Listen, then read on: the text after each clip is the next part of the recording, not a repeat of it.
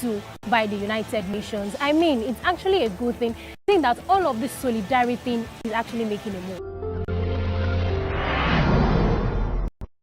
Men, celebrities, and other Nigerians that have been at the front line of the protest, all this Ajuaya and solidarity thing. I mean, it's actually not for the boldness and for the courage. Of course, the keypad warriors too that are pushing the protest, pushing the trend. As it is no longer a trend anymore, it's even a movement, because international forces have joined forces with Nigerian youth to clamor for the end SARS, end police brutality, and reform Nigeria in general. And the personality of Falz actually caught our attention, as you know, the guy is actually a musician and a comedian. Something happened for Lagos.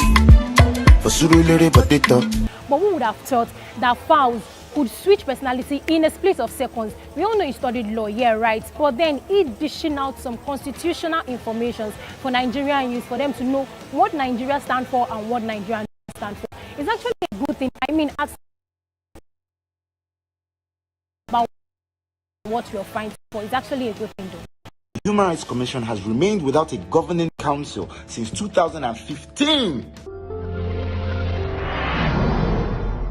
But then Nigerian youths are actually not taking it easy at all. If you give them gas, they will give you both. When Melaye was trying to say that he's already in support of all of these things, Falz gave him one gas that he should not even pretend as if he's in this with them. But it's a good thing to know also that Nigerians have been putting forces together financially right now to take control and to feed Nigerian protesters, so that people protesting, I mean, we see food, water, drinks flying all around protest ground. It's a good thing. And then, not only that they contributed, but they are accountable for every penny spent so far in the protest. Even if Nigerian youths, they lead this country without a leader, we will still survive. 10 days so far. Why not give us food, more cook ourselves? Yeah, cook ourselves. Yes, so. And not to forget Ogbeni Anonymous, that has been giving us insight into Nigerian political personnel and their atrocities. This one in particular is mouth-filling. Ogbeni. Irrespective of tribe, race, disheartening that you won't bring to justice every police who have involved in killing of the protesters due to the deep secret that caused the loyalties that lies between you and the people in your government.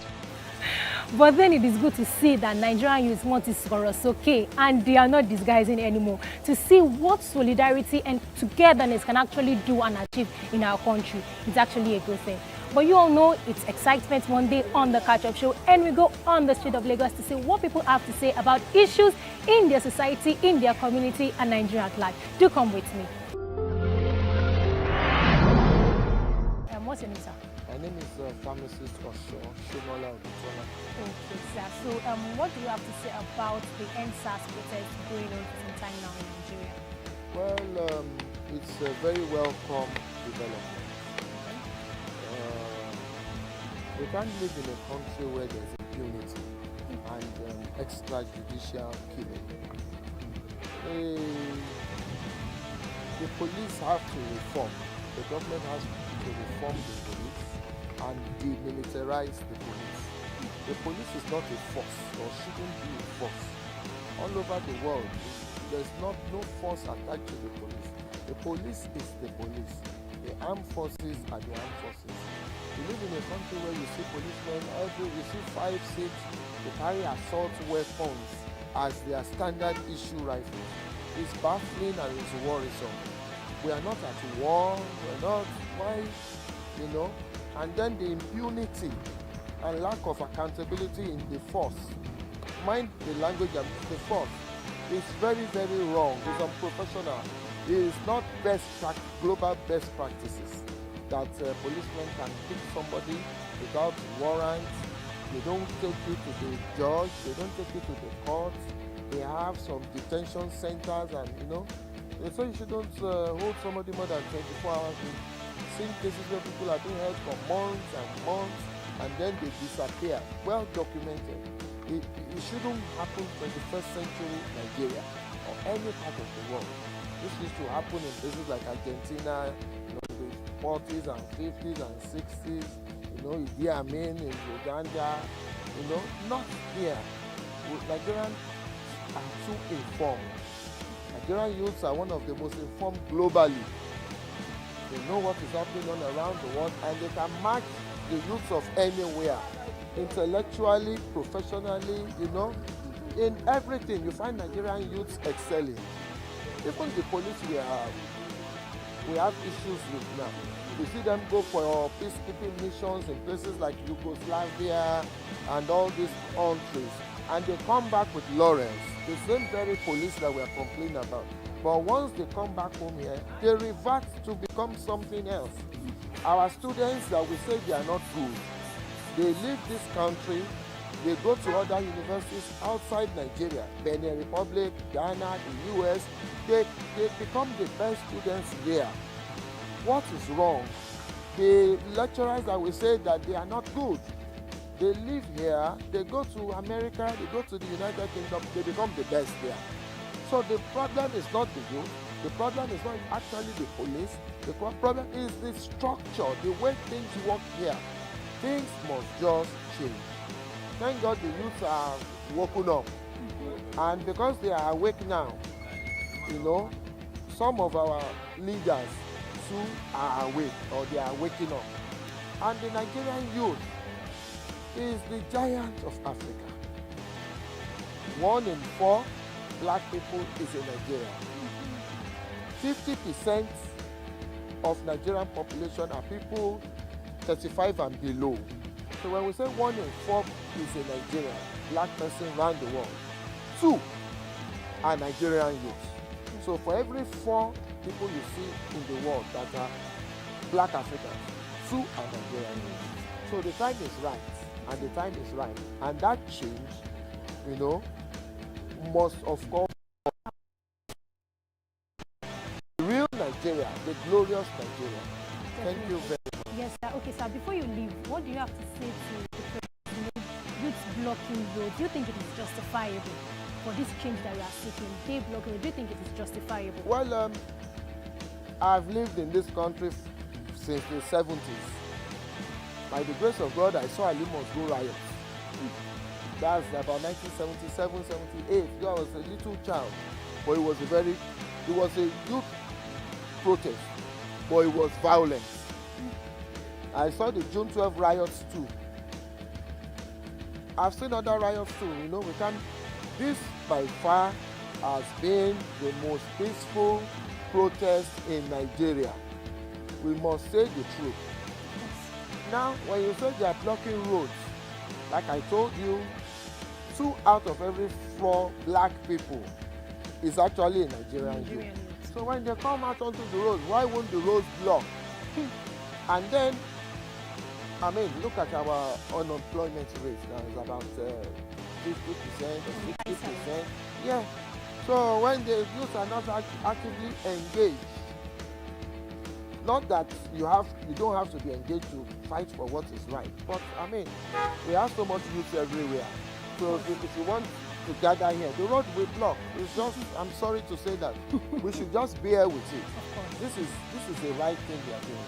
Exactly. Thank you. Thank you so much. Sir. Okay, Thank you're you. welcome. Yeah, what's your name, please? I'm Shagun. Okay, Shagun, protest has been ongoing in Nigeria for some time now. What do you think? I think it's a peaceful protest. Doing a good job. I mean, people just want peace. They just want the good things to come back. And for the fact that they are doing their protest, they're just fighting for their rights. Okay, you're saying they are there. Have you not joined in any protest, or are you not in support of what is going on? Yeah, as you can see, I'm on my way to somewhere around Akoka. You're on your way to somewhere around Akoka Yeah. for the protest, right?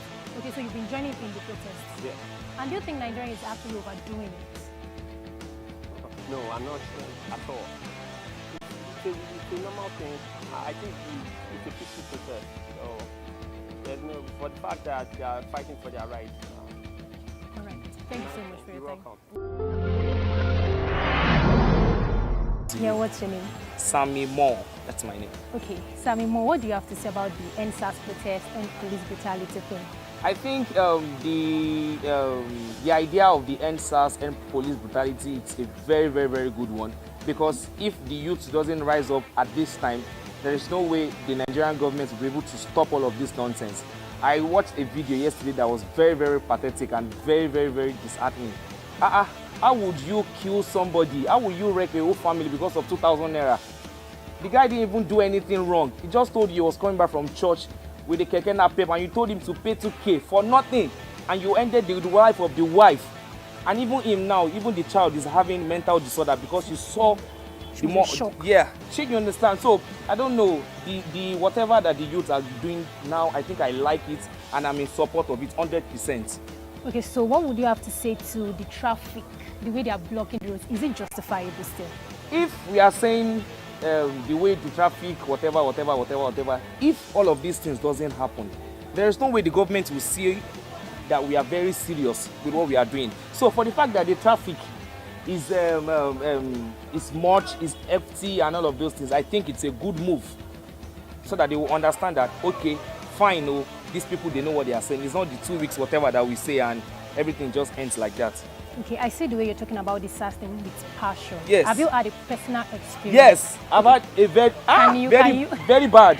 Okay, can you relay your Okay, story? so there was one time I was coming from Ojodu Bega. Okay. So I went to pick up my siblings.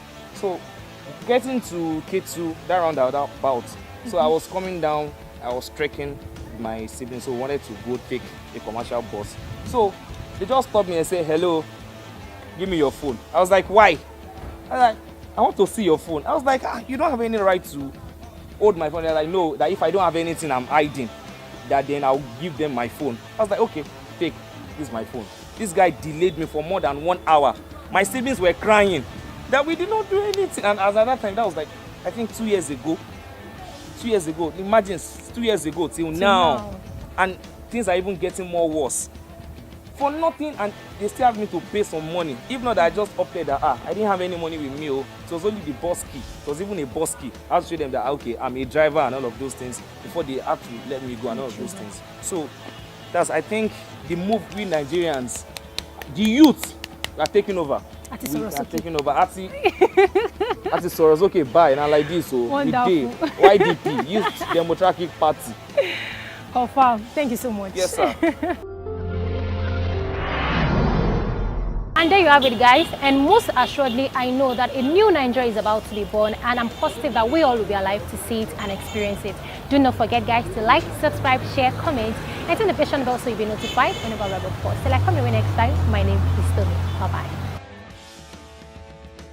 Following the current uproar that arose from the interview royal couple Meghan Markle and Prince Harry had with Oprah Winfrey, where they opened up on their lives as royals, their decision to quit the royal house, and the mental struggles the Duchess faced while in the royal house, author and women's rights activist Dr. Shola slams British media personality Piers Morgan on live TV.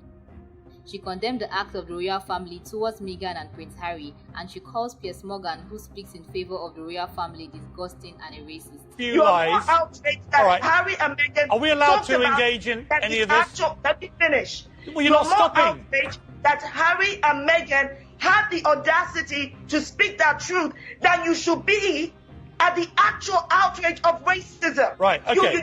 Am I allowed to respond to this? Am I allowed to respond yet? You can respond now. Okay. I think what you just said about the Queen is disgusting. I think it's unbelievable. You talk about the behaviour of a nation. Am I lying when I said that? Allow me to say allow me to explain. And the institution is protected. Right. Allow me to defend our royal family. Thank you. You tell me. What about the behaviour of Harry and Meghan, who are spray gunning his family on global television as Philip lies in hospital? You might laugh. I don't think it's funny. I think it's piling hurt on the Queen, who is already suffering greatly from her husband's illness. I'm going to respond to that. What I don't think is funny, I'll tell you what I don't think is funny. It's the fact that you were such a disappointment. I wish to God one day you even surprise me.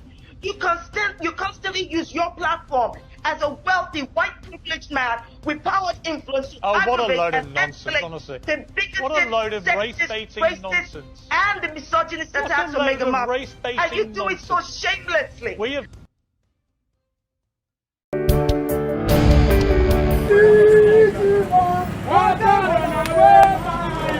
Harry!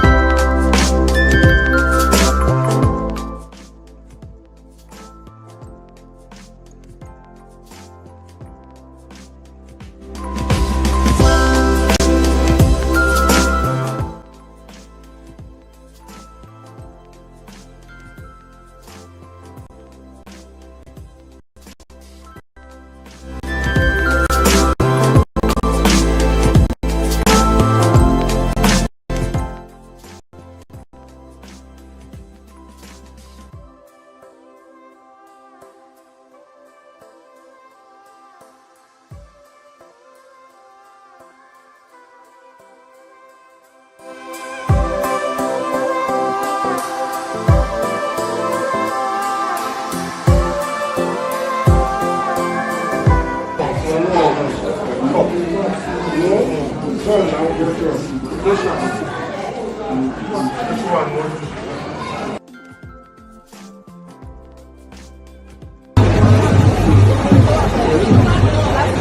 the law, ever pronounced Bradley and Malale Under the law, Alexander and Kebola legally assaulted